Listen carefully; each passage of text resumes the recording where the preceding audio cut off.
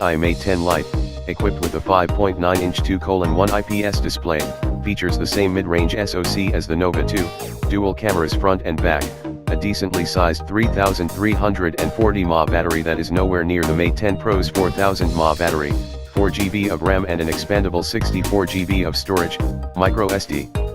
So far so good, but truth be told it does not really have anything in common with the Mate 10 or Mate 10 Pro.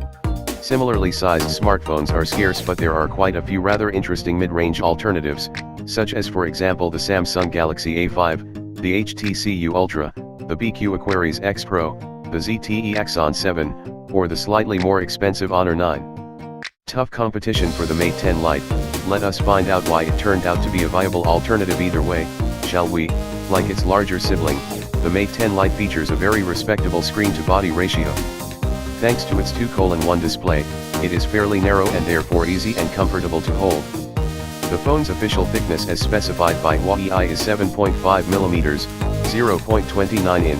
However, we suspect this to be an average that was calculated by including the rounded edges, as our measurements revealed a thickness of 7.65 mm, 0.30 in.